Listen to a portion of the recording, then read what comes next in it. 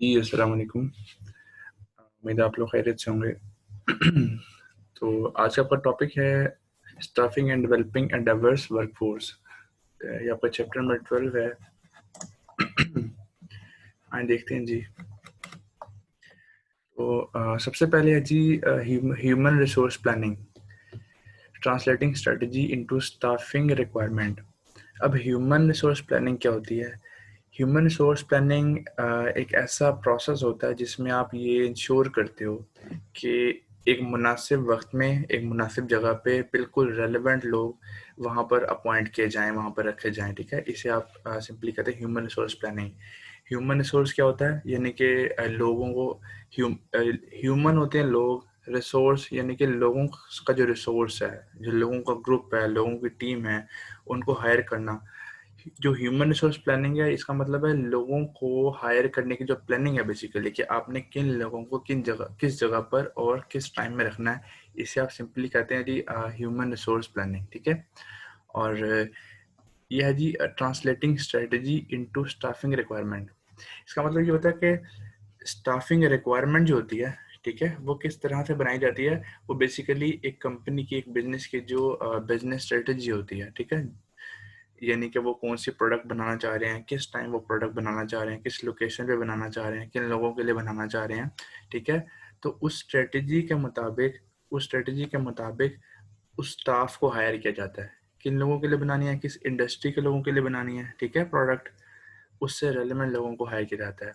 तो इसे कहते हैं ह्यूमन रिसोर्स प्लानिंग। और ये किस बेस पे की जाती है? ये बेसिकली एक बिजनेस की, एक कंपनी की जो स्ट्रेटजी होती है, उसकी बेस पे आप लोगों को हायर करते हो। ठीक है, अच्छा जी। अब आपकी जो ये प्लानिंग प्रोसेस है, इसके बेसिकली ये 5 स्टेप्स होते हैं। तो स्टेप 1 से शुरू करते हैं। स्टेप 1 होता है आपका कंडक्ट जॉब एनालिसिस। ये थोड़ी सी ब्लरी है पिक्चर्स इसकी, तो आप बुक से साथ साथ देख सकते हैं। तो स्टेप 1 में आप बेसिकली क्या करते हैं, आप जॉब एनालिसिस कंडक्ट करते हैं। अब जॉब एनालिसिस क्या होता है?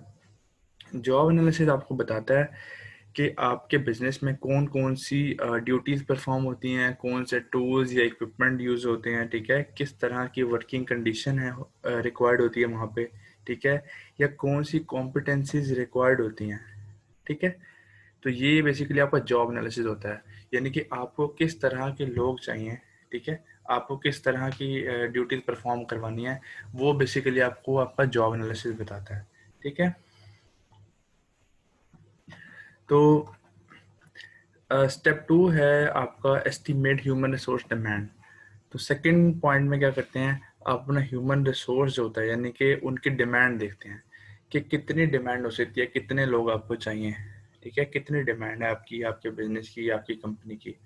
तो ये बेसिकली बेस कर रहा होता है कि आपकी ऑर्गेनाइजेशन की स्ट्रेटजी पे, कि आपके ऑर्गेनाइजेशन की स्ट्रेटजी क्या है, आपके ऑपरेशन प्लान्स क्या हैं, आपने किस इंडस्ट्री में लक्ष्य परफॉर्म करना है, आपके कौन कौन से ऑपरेशंस हैं आपके बिजनेस के अंदर।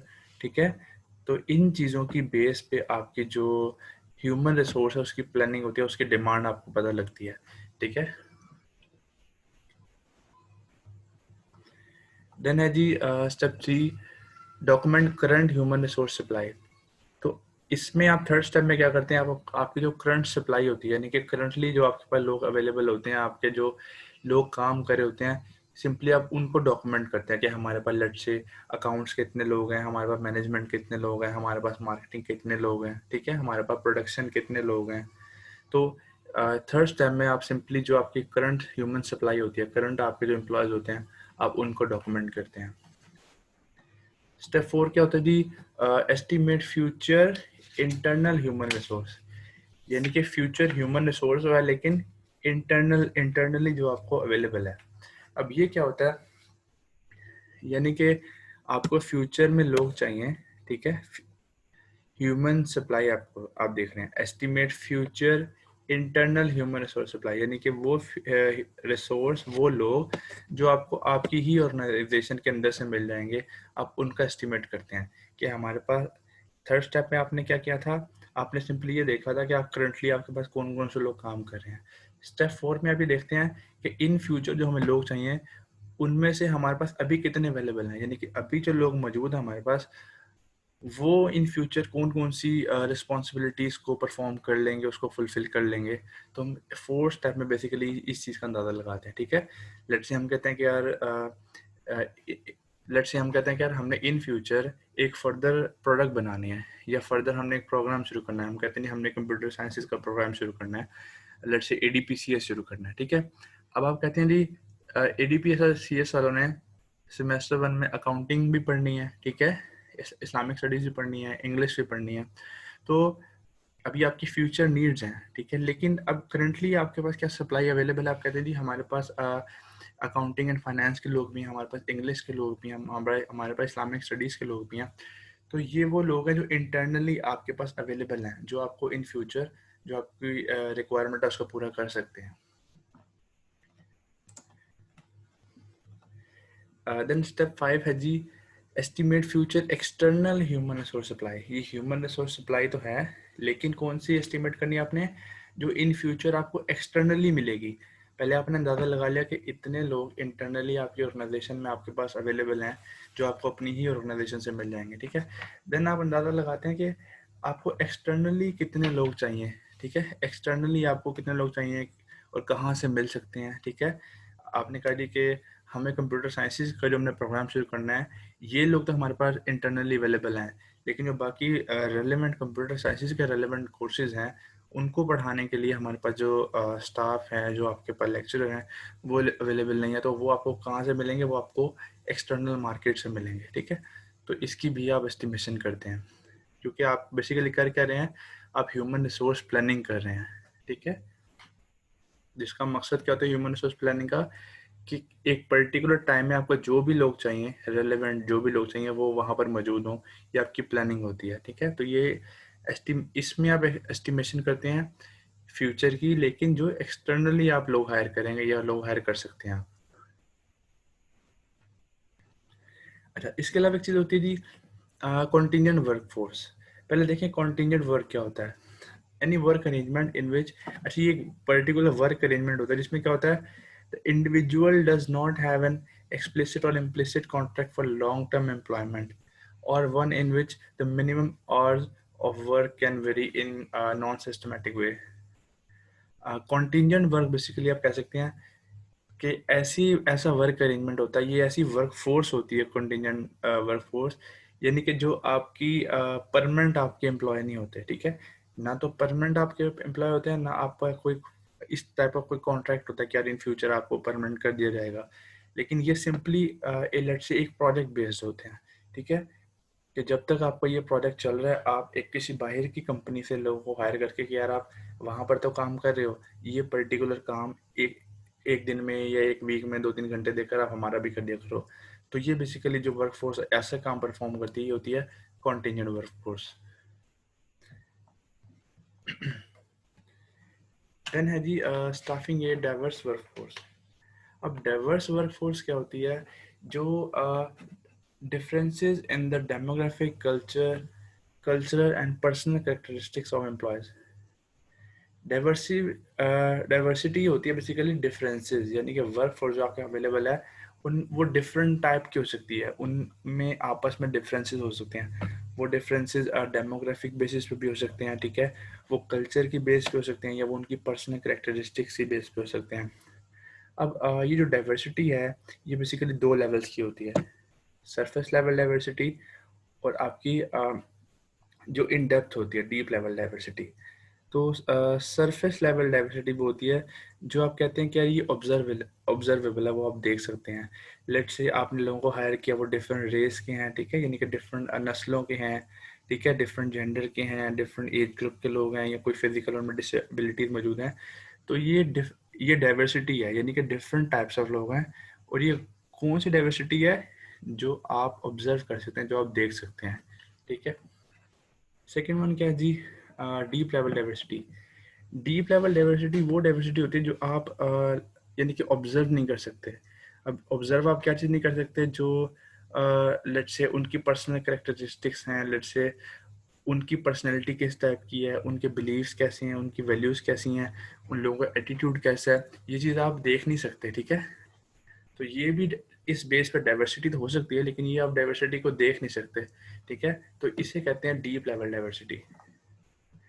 अच्छा, देन है जी इस डाइवर्सिटी इंपॉर्टेंट, क्या डाइवर्सिटी जो होती है वो इम्पोर्टेंट होती है या नहीं होती। अब देखें, डाइवर्सिटी बेसिकली होती क्या है कि डिफरेंट टाइप्स के लोग डिफरेंट एरिया से जो बिलोंग करते हैं, डिफरेंट एज ग्रुप से बिलोंग करते हैं, डिफरेंट जेंडर से जो बिलोंग करते हैं, उन लोगों को अपनी टीम में शामिल करते हैं, ठीक है। उसका फ़ायदा क्या होता है? उसका फ़ायदा ये होता है कि आपको डिफरेंट एरियाज़ के, डिफरेंट एज ग्रुप्स के या डिफरेंट कल्चर से जो लोग आए होते हैं, उनकी ओपिनियंस मिलती हैं, ठीक है, उनकी सजेशंस मिलती हैं, कोई भी आपकी डिस्कशन होती है तो वो आपको डिफरेंट तरह की आपको इंफॉर्मेशन प्रोवाइड करते हैं, डिफरेंट तरह की ऑप्शंस आपके सामने रखते हैं। या आपने लेट से मैं जनरली बात करता हूँ, आपकी क्लास में डिफरेंट जो हैं वो कल्चर्स के लोग हैं, या आप कह सकते हैं डिफरेंट मज़हब के लोग हैं, ठीक है। तो उसमें क्या होता है, अगर आपका इंस्टीट्यूट डिफरेंट जो आपके मज़ाहिब हैं उनके लोगों को हायर करता है, उससे ये होता है कि अगर एक बंदा क्रिश्चियनिटी से बिलोंग करता है तो लेट्स से एक कॉलेज में क्रिश्चियन टीचर पे, तो उसकी एक बिलोंगिंगनेस क्रिएट हो जाएगी, ठीक है। उसकी एक आपस में अटैचमेंट क्रिएट हो जाएगी कि यार हाँ, ये मेरी एक मज़हब का लोग है या मेरी नस्ल से इसका ताल्लुक है। तो डाइवर्सिटी का बेसिकली ये फ़ायदा होता है। और डाइवर्सिटी जो है मोस्टली दुनिया में ये जो जो मोस्ट सक्सेसफुल ऑर्गेनाइजेशन हैं उसमें फॉलो की जाती है कि जब भी वो टीम्स को हायर करते हैं, तब उनकी कोशिश होती है कि डाइवर्सिटी को फॉलो किया जाए। और वो डाइवर्सिटी किसी भी बेस पे हो सकती है, जैसे कि आपने अभी पढ़ा कि डीप लेवल भी हो सकती है, और सेकेंडली ऑब्जर्वेबल भी हो सकती है, यानी कि सरफेस लेवल भी हो सकती है।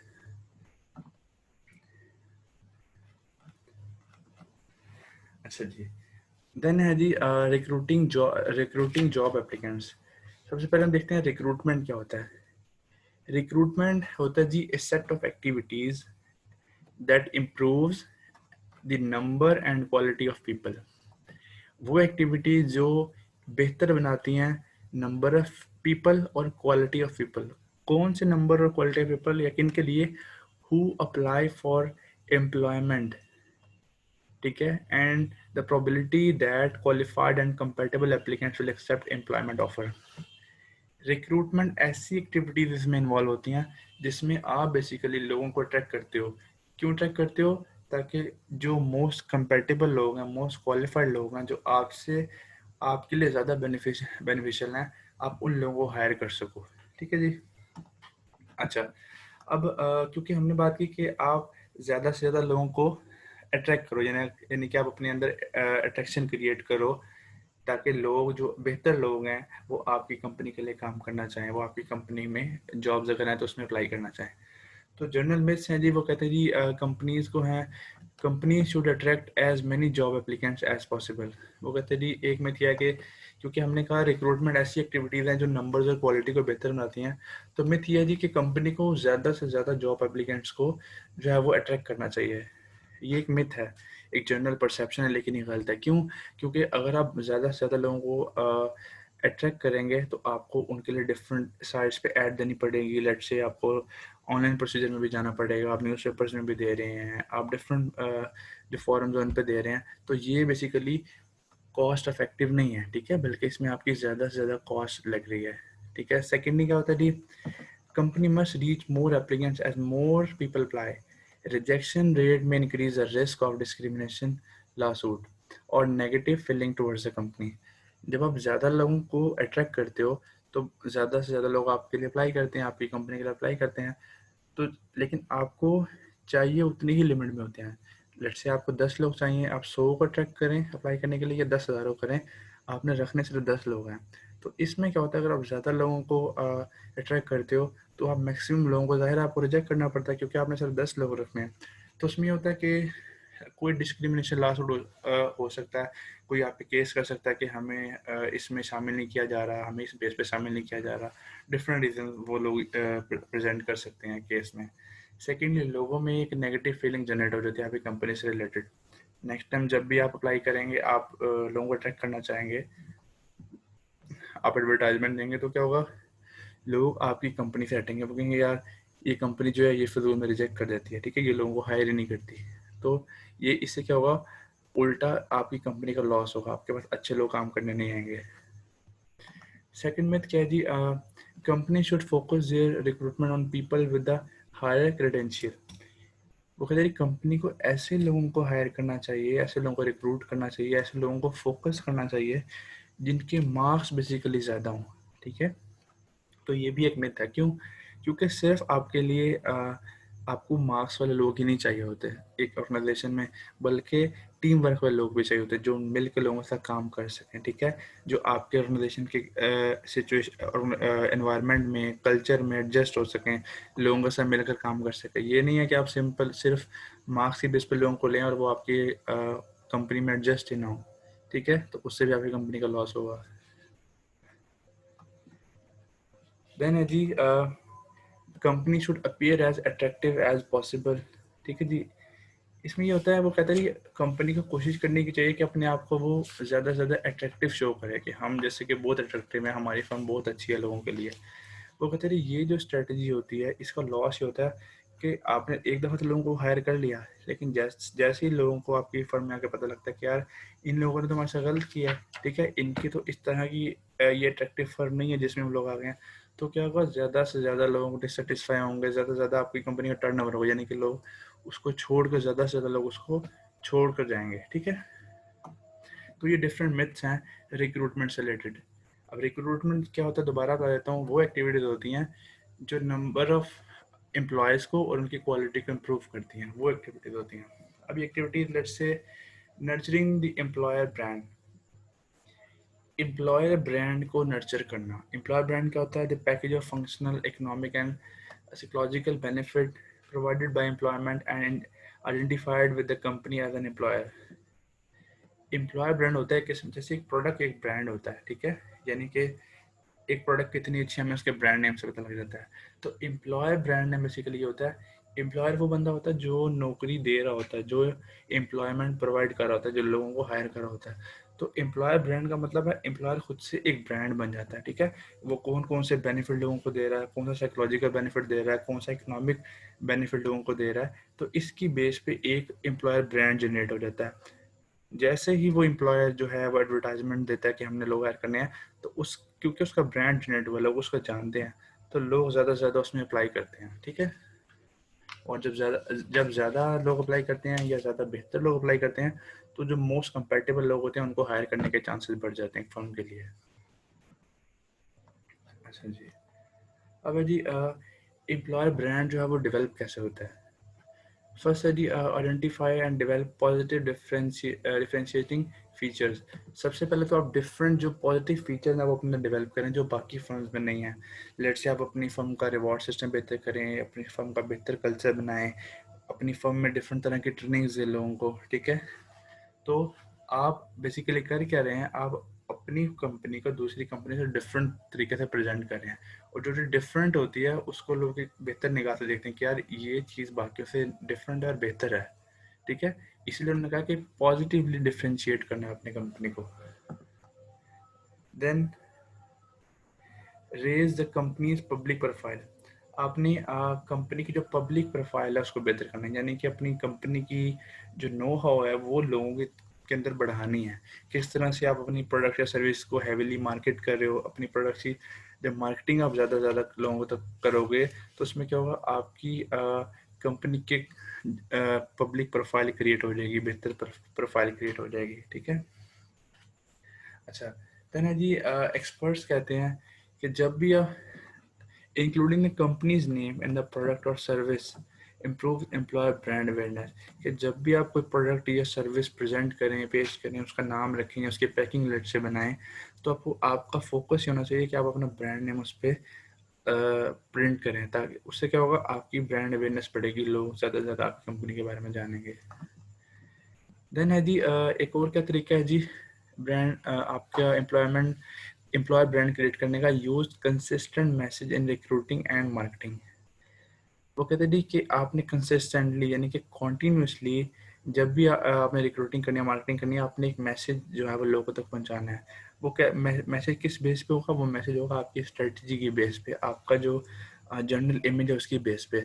लेट्स से आपकी फर्म जो है वो इनोवेशंस की तरफ जाती है, वो नई से नई चीज़ों को लेकर आती है, तो जब भी आप मार्केटिंग करेंगे, रिक्रूटमेंट करेंगे, तो आप इस पहलू को पहले रखेंगे कि हमारी फर्म इस तरह के लोगों को रखना चाहती है, हमारी कंपनी का ये बेसिकली एक एक गोल है, ठीक है। अच्छा जी, देन क्या जी, अर्न थर्ड पार्टी रिकग्निशन। आप थर्ड पार्टी की रिकग्निशन जो है वो अर्न करते हैं, जैसे कि कंपनीज जो क्या करती हैं वो डिफरेंट तरह के अवार्ड्स में पार्टिसिपेट करती हैं। वहाँ पर उन्हें कंपनी को क्या होता है, पता लग जाता है कि ये बेस्ट एम्प्लॉयर है कंपनी। बेस्ट एम्प्लॉयर मतलब जो सबसे अच्छी एम्प्लॉयर, जो सबसे अच्छी तरीके से नौकरियां दे रही है लोगों को, जिनके एम्प्लॉयज़ जो हैं वो सबसे सेटिस्फाइड हैं, ठीक है।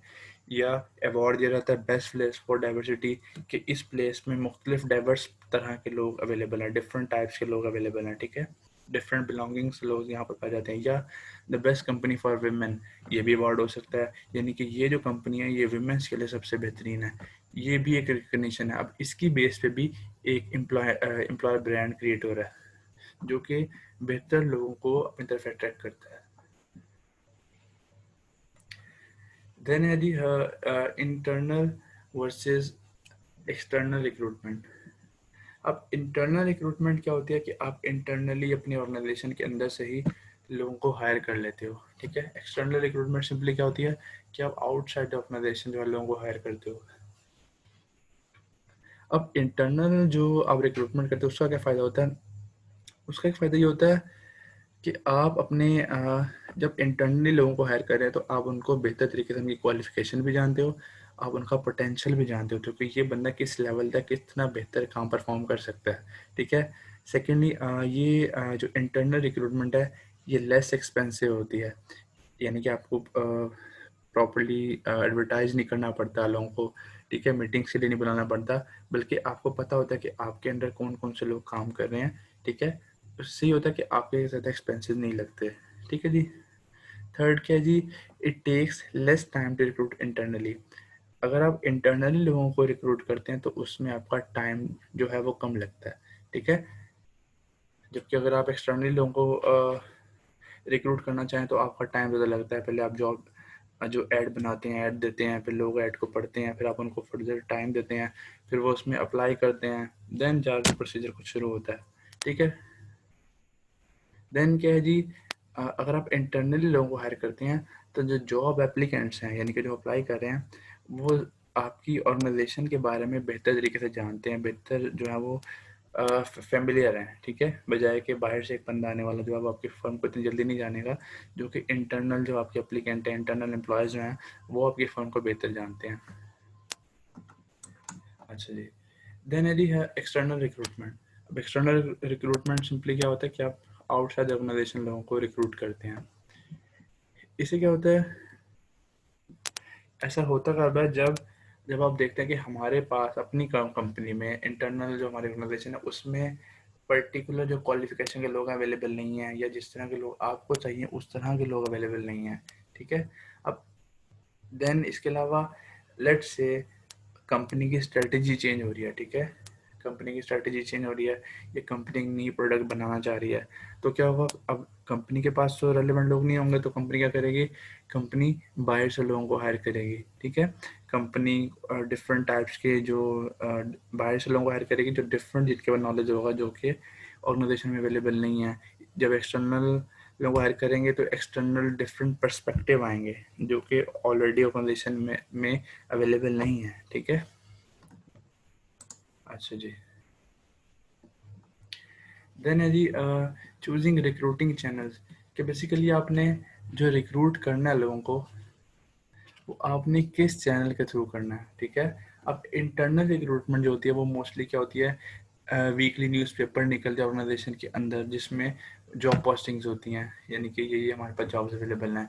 या इंटरनल रिक्रूटमेंट एक करियर प्लानिंग के थ्रू होती है कि जो लोग इतना टाइम एक्सपीरियंस हो जाएगा उनको हम प्रमोट कर देंगे। या रेफरल्स की बेस पे होती है, यानी कि जो सुपरवाइज़र होता है वो रेफ़र करता है कि यार मेरा ये वाला एम्प्लॉय जो है इसमें इतना पोटेंशियल है कि इसको प्रमोट किया जा सके या इसको फर्दर किसी जगह पे लगाया जा सके। तो ये मोस्टली इंटरनल रिक्रूटमेंट इन बेसिस पे होती है, ठीक है। जबकि एक्सटर्नल रिक्रूटमेंट किस बेस पे होती है, आप एडवर्टाइजमेंट्स देते हैं, ठीक है। आप कैंपस विजिट्स करते हैं, लेट्स से आप डिफरेंट कॉलेजेस या डिफरेंट इंस्टीट्यूट्स कैंपस से विजिट करते हैं, वहाँ पर आप लोगों को, ये स्टूडेंट्स को देखते हैं, जो आपको बेहतर लगता है आप उनको रिक्रूट करते हैं, या आप उनको कहते हैं कि यार आप हमें अप्लाई करें, देन हम आपको इंटरव्यू करेंगे, ठीक है, या गवर्नमेंट या प्राइवेट एम्प्लॉयमेंट एजेंसीज होती हैं, उनके पास क्या होता है, उनके पास लोगों का रिकॉर्ड मौजूद होता है, ठीक है। तो इसमें क्या होता है, जब आपको लोग चाहिए होते हैं आप उन एजेंसीज के पास जाते हैं, उन्हें कहते हैं लेट्स से कि हमें जो है मार्केटिंग के लोग चाहिए, तो वो कहते हैं जी हमारे पास ये मार्केटिंग के लोग अवेलेबल हैं, इनका इतना इतना एक्सपीरियंस है, ठीक है, ये इनका नॉलेज है, ये इनकी क्वालिफिकेशन है, तो उनका बेसिकली सारा रिकॉर्ड अवेलेबल होता है, या वो लोगों को लोग प्रोवाइड भी करते हैं, ठीक है, उनके पास लोग हैं, वो कहेंगे जी ठीक है हम आपकी मार्केटिंग भी करवा देते हैं इनसे। तो ये क्या होता है, ये आपकी एम्प्लॉयमेंट एजेंसीज होती हैं, गवर्नमेंट की भी हो सकती हैं, प्राइवेट भी हो सकती हैं। देन एग्जीक्यूटिव सर्च फर्म्स होती हैं, ये भी आप कह सकते हैं कि एम्प्लॉयमेंट एजेंसी की तरह होती हैं। डिफरेंस ये होता है कि ये एग्जीक्यूटिव पोस्ट के लिए होते हैं, जो हायर पोस्ट के एम्प्लॉयज आपने रखने होते हैं, ये उनके लिए काम करती हैं, ठीक है। देन एक तरीका होता है ऑनलाइन रिक्रूटमेंट। ऑनलाइन रिक्रूटमेंट को आप ई रिक्रूटमेंट भी कहते हैं। सिंपली आप क्या करते हैं, इसको ऑनलाइन जो इंटरनेट की बेस पे लोगों को रिक्रूट करते हैं, ठीक है। देन होती है गोरिल्ला रिक्रूटमेंट। गोरिल्ला रिक्रूटमेंट क्या होती है, गोरिल्ला रिक्रूटमेंट क्या होता है, actively seek out technology staff from around the world. Organisations के अंदर जो बड़ी ऑर्गेनाइजेशन होती हैं, उसमें पर्टिकुलर टीम्स जो होती हैं वो उन्होंने बनाई हुई होती हैं, ठीक है। अब उन टीम्स का क्या काम होता है, उन टीम्स का काम ये होता है कि वो अपने इर्द गिर्द लोगों पर, एम्प्लॉयज़ पर नज़र रखते हैं कि कौन सा बंदा बेस्ट परफॉर्म कर रहा है हमारी इंडस्ट्री में या हमारे आसपास।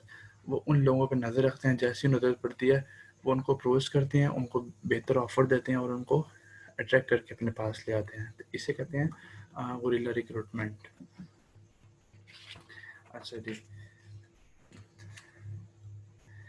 देन है जी सेलेक्टिंग जॉब एप्लीकेंट, कि एक जॉब एप्लीकेंट जो उसको सेलेक्ट कैसे करना है। सिलेक्शन क्या होती है, is a process of deciding which job applicant will make the most suitable employee, यानी कि कौन सा वो प्रोसेस जो आपको बताता है कि कौन सा एप्लीकेंट आपके लिए मोस्ट सुटेबल है, ये आपको सिलेक्शन प्रोसेस बताता है, ठीक है।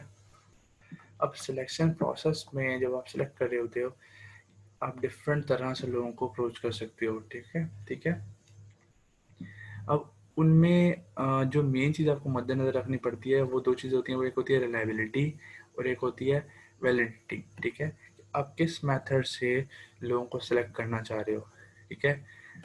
तो उससे पहले आपको ये देखना पड़ता है कि कौन सा मेथड रिलायबल है और किसकी वैलिडिटी बेहतर है, ठीक है। तो यानी कि आपको दो कॉन्सेप्ट्स पहले देखने पड़ते हैं, रिलायबिलिटी और वैलिडिटी। रिलायबिलिटी क्या होता है कि एक मेथड कितना कॉन्टीन्यूसली लोगों की कैरेक्टरिस्टिक्स को मेजर कर सकता है, ठीक है। How consistently A selection method measures A persons characteristics. Reliability होती है कि कितना लॉन्ग टर्म एक मेथड बेनिफिट दे सकता है। जैसे कि हम कहते हैं कि यार हमारी ये प्रोडक्ट रिलायबल है, ठीक है, यानी कि इस पर रिलाय किया जा सकता है, ये 3-4 साल चल सकती है, 5 साल चल सकती है, 10 साल चल सकती है, ये बेसिकली होती है रिलायबिलिटी। अब वैलिडिटी क्या होता है, how well a selection method predicts an applicant's suitability as an employer, कि वो जो सिलेक्शन मेथड आप यूज़ कर रहे हो वो वैलिड कितना है, उसमें कितने जो हैं वो चांसेस हैं कि वो बेहतर तरीके से लोगों को सिलेक्ट कर पाएगा, ठीक है। अब रिलायबिलिटी क्या होता है, लेट्स से पहले आप न्यूज़पेपर के थ्रू जो है लोगों को अट्रैक्ट करते थे या सिलेक्ट करते थे, अब जो चीज़ है वो चीज़ रिलायबल नहीं रही, क्योंकि लोग न्यूज़पेपर के बजाय कहाँ चले गए हैं, शिफ्ट हो गए, इंटरनेट पे शिफ्ट हो गए हैं, ठीक है। तो वो चीज़, वो मेथड इतना रिलायबल नहीं रहा। और वैलिडिटी ये होता है कि उस मेथड में आप किस हद तक बेहतर लोगों को सेलेक्ट कर सकते हैं।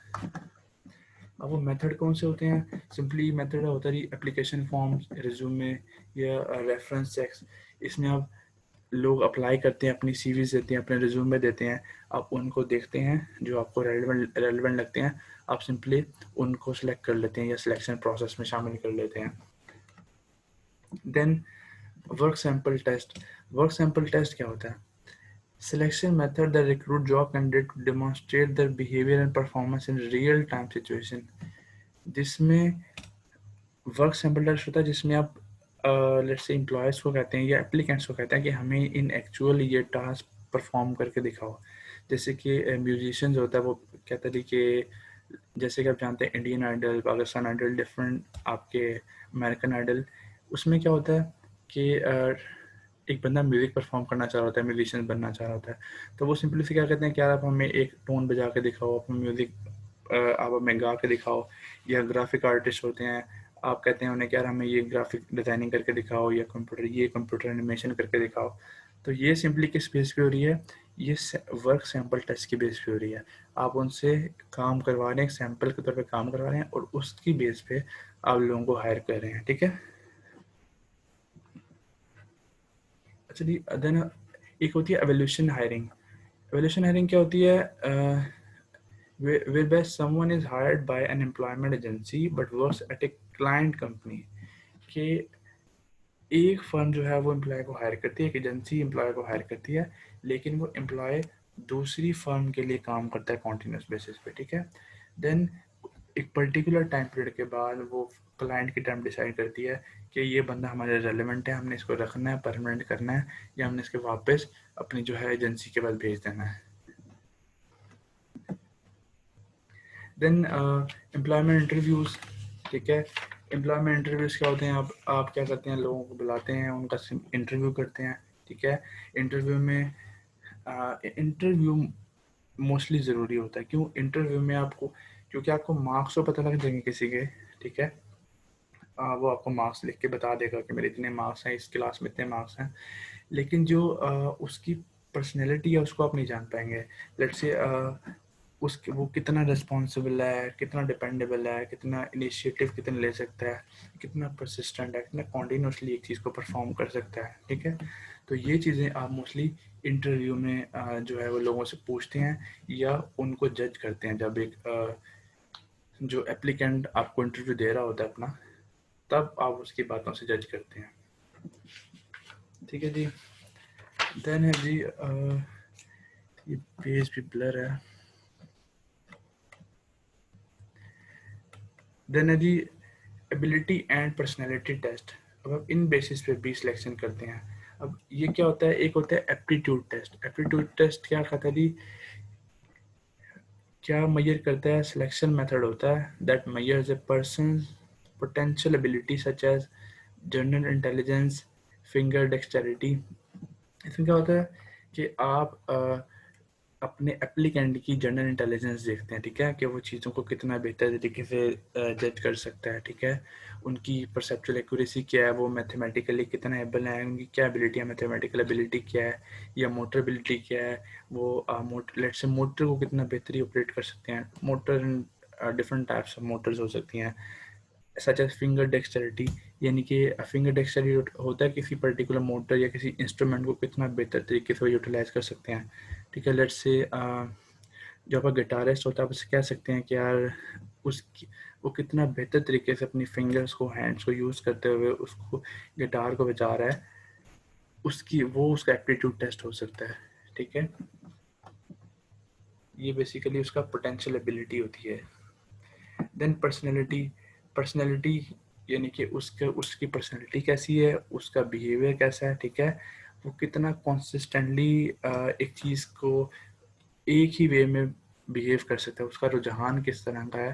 तो ये बेसिकली होती है पर्सनैलिटी आपकी, ठीक है। तो ये डिफरेंट सिलेक्शन मेथड हैं। अगर आपको कुछ चीज़ समझ नहीं आती तो आप डिस्कशन सेशन में पूछ सकते हैं। Thank you so much.